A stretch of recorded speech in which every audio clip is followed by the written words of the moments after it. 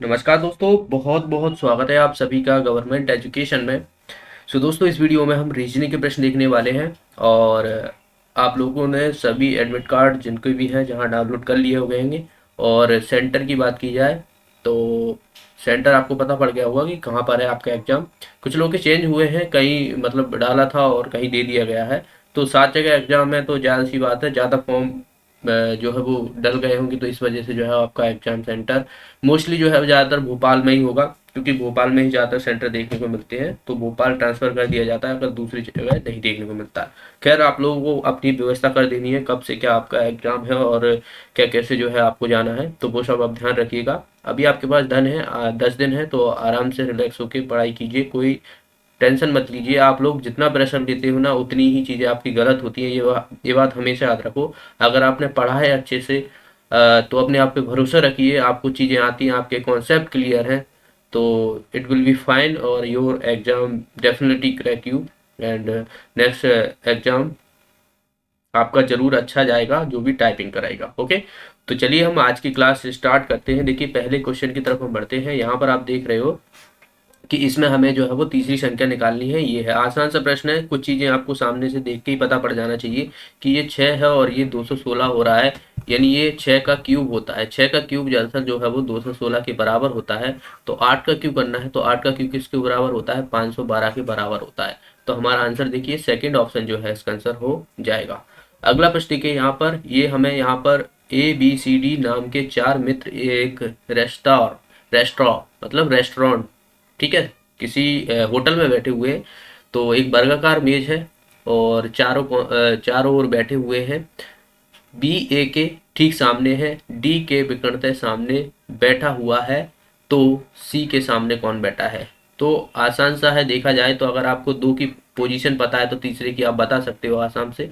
देखिए, बी ए के ठीक सामने है, तो मान लीजिए मैंने बी यहाँ पर है और ये यहाँ पर है, तो जाहिर सी बात है 4 ही है, तो सी यहाँ पर होगा, डी यहाँ पर होगा। तो एक दूसरे के, हमें सी के सामने का पूछा गया है, तो डी इसका आंसर हो जाएगा।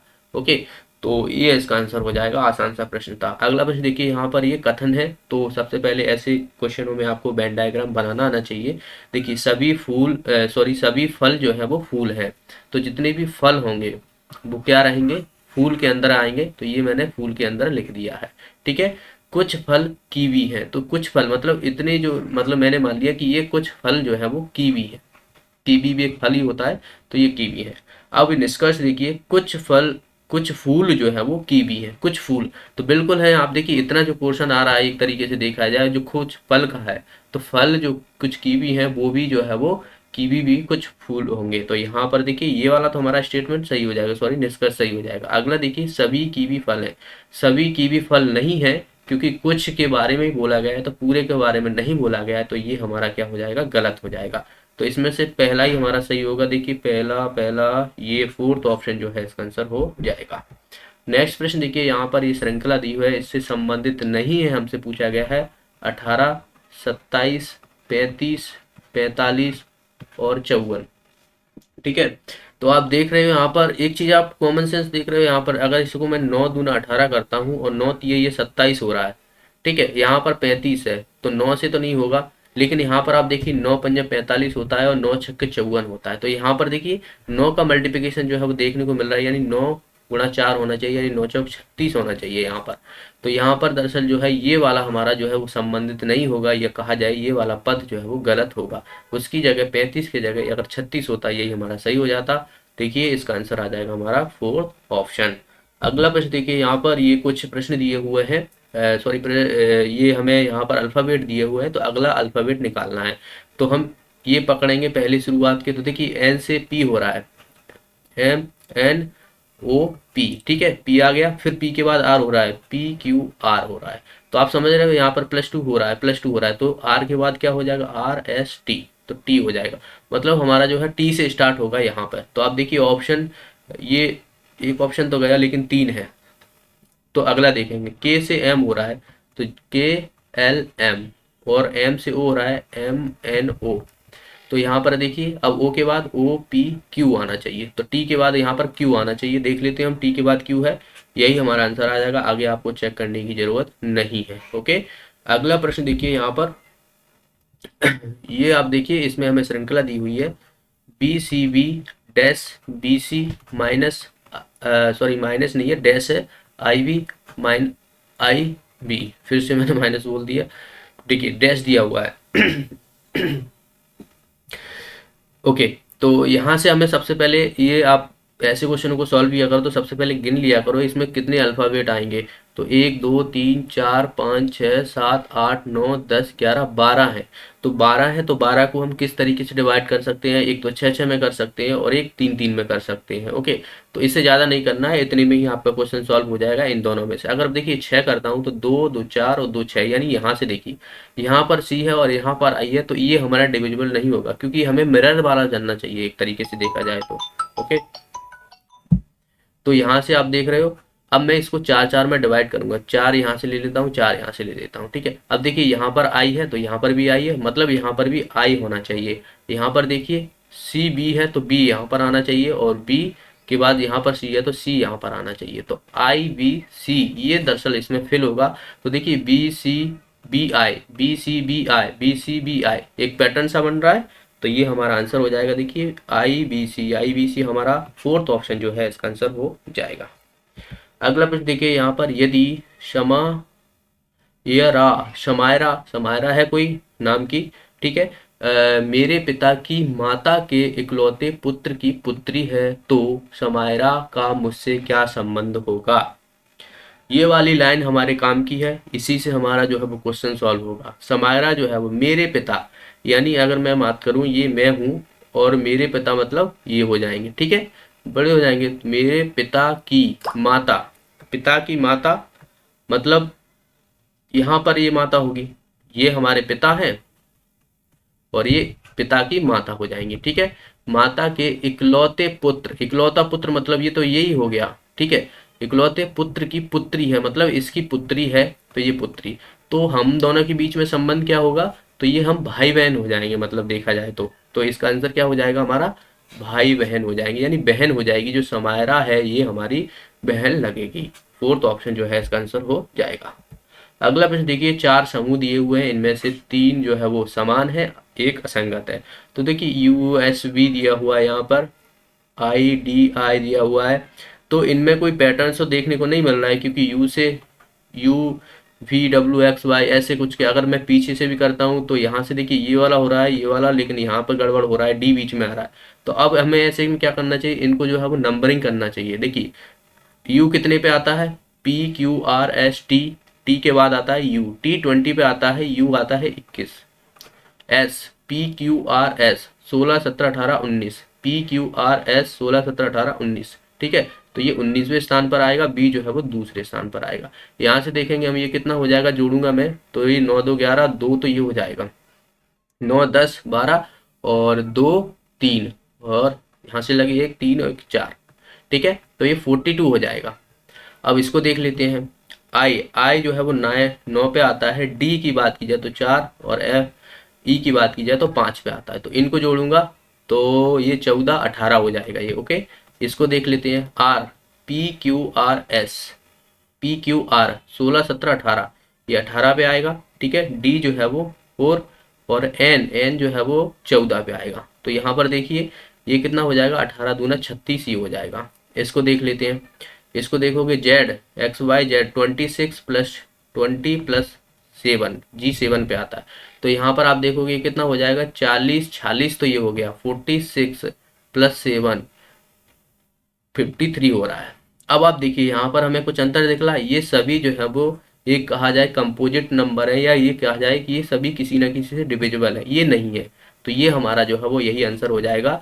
ये सब में जो है वो खुद से ही डिविजिबल होगा, बाकी नहीं होगा। ओके, अगला प्रश्न देखिए, यहाँ पर ये हमें दिया हुआ है ओरेकल का, ये यहाँ पर कोड दिया हुआ है, डेविड का हमें यहाँ पर ये दिया हुआ है, तो हमें बताना है वीडियो का। तो सीधा सा है, इन्हीं को जो दिया गया है यहाँ पर, इन्हीं में से बस इसे उठा के देखना। देखिए बी यहाँ पर दिया हुआ है वी, तो अब देखिए वी कहाँ पे दिया हुआ है, यहाँ पे दिया हुआ है, तो इसमें देखिए इसका कोड क्या हुआ है, तीसरे नंबर का, यानी जे, तो वी का जे हो जाएगा। ठीक है, तो वी का जे हो जाएगा, यानी यहाँ पर जे आ जाएगा। अब आई का देखिए, आई का क्या रहेगा, आई यहाँ पर है तो ये एफ हो जाएगा। ठीक है, ये और आ देखिए डी, डी दिया हुआ है तो डी हम देखेंगे डेबिट यहाँ पर है तो ये इसका कोड बी दिया हुआ है। ई की बात की जाए तो यहाँ पर देखिए ई यहाँ पर है तो जी यहाँ पर हो जाएगा तो ई का हो जाएगा जी। और ओ की बात की जाए तो ओ देखिए यहाँ पर है, इसका एच दिया हुआ है तो ओ का एच हो गया। तो यहाँ से देखिए एक दो J F B G H देख लेते हैं, J F B G H, यानी पहला ही ऑप्शन जो है हमारा आंसर वो जाएगा। ये वाला देखिए इसमें हमें संतुलित करना है और इसमें से कौन से अंक जो है वो हमें बदलना है जिसकी वजह से ये सही बन जाए। तो देखिए पहला ही ऑप्शन देख लेते हैं, अगर मैं 3 और 5 को एक दूसरे के स्थान पर बदल देता हूँ तो देखता हूँ क्या अंतर देखने को मिलता है। यहाँ पर देखिए 5 रखूंगा इंटू 45 डिवाइड, यहाँ पर 5 की जगह क्या हो जाएगा 3 हो जाएगा, +7 - 12 इक्वल टू 70 के बराबर होना चाहिए। तो इसको सॉल्व करूंगा तो 5 इंटू 45/3 प्लस यहाँ से देखिए 7, इसको मैं घटा ही देता हूँ तो माइनस की वैल्यू आएगी 7 और 5 12। ओके, यहाँ से देखिए ये कितना हो जाएगा 3 एकम 3, 3 पंजा 15, 15 पंजा 75 और -5 यानी देखिए 70 के बराबर आ रहा है। यानी इसकी वैल्यू जो है वो 70 है तो सामने भी 70 है तो 70 बराबर 70 यही हमारा आंसर आ जाएगा। आगे आपको चेक करने की बिल्कुल भी जरूरत नहीं है। अगला प्रश्न देखिए यहाँ पर, शहद का जो संबंध मधुमक्खी से है वही संबंध चीनी का है। तो शहद मतलब शहद को कौन मधुमक्खी बनाती है, ठीक है, मधुमक्खी जो है वो फूलों से रस ला ला के नहीं अपने छत्ते में जमा करती है और उसी से जो है वो शहद बनता है। और चीनी की बात की जाए तो देखिए मिठाई, केक, गन्ना और जूसर, तो चीनी किससे बनती है, गन्ने से बनती है दरअसल। इसका आंसर हो जाएगा हमारा थर्ड ऑप्शन। नेक्स्ट यहाँ पर देखिए ये दिया हुआ है, इसका देखिए जी से टी से जी हो रहा है, ए से जेड हो रहा है, एन से एम हो रहा है, जी से टी हो रहा है और बी से बाय हो रहा है। आपको यहाँ पर एक चीज दिख रही है, दिख रही होगी, ध्यान से देखिए, अगर आपने थोड़ी प्रैक्टिस की होगी तो आप समझ जाओगे कि यहाँ पर क्या है। भाई जी का उल्टा जो है वो टी होता है, ए का उल्टा बी हो जेड होता है, ठीक है, एन का उल्टा एम होता है और जी का उल्टा टी होता है और वाई का उल्टा बी होता है। तो ये एक दूसरे के अपोजिट वाले हैं तो वही हमें यहाँ से देखना है, PRIEST। तो पी का हो जाएगा कानपुर, ठीक है, कानपुर से के इंडियन रेलवे, आई से आई की बात की जाए तो इंडियन रेलवे इसका भी होगा, और बात की जाए ई से भी हो जाएगा, एस से बात की जाए तो हाई स्कूल होता है, टी से बात की जाए तो टी से क्या हो जाएगा फालतू हो जाएगा यानी एफ आ जाएगा। तो KIRVHF ये होना चाहिए, के ये तो है ही नहीं, KIRVHF एफ होना चाहिए, यहाँ पे जी है तो ये भी गलत हो जाएगा यानी हमारा आंसर आ जाएगा इसका, अच्छा ये एफ नहीं आएगा, यहाँ पर GT आएगा, जी टी है ना तो GT उल्टा होगा तो यही हमारा आंसर होगा दरअसल। ओके, तो यहाँ पर ये मैंने आई समझ, यहाँ पर जो है वो टी नहीं है, ये GT है। ओके, तो GT जो रहता है वो एक दूसरे का अपोजिट रहते हैं, यहाँ पर भी आप देख सकते हो ये होते हैं, तो यही हमारा आंसर हो जाएगा।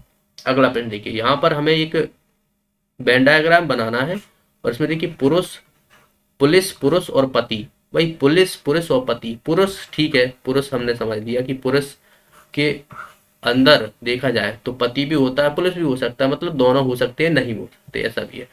तो यहाँ पर हम ये पुरुष हमने कर लिया तो यहाँ पर हमें एक तो मानना पड़ेगा पुरुष और दूसरे इसके अंदर ही जो है वो पुलिस माननी पड़ेगी, ठीक है।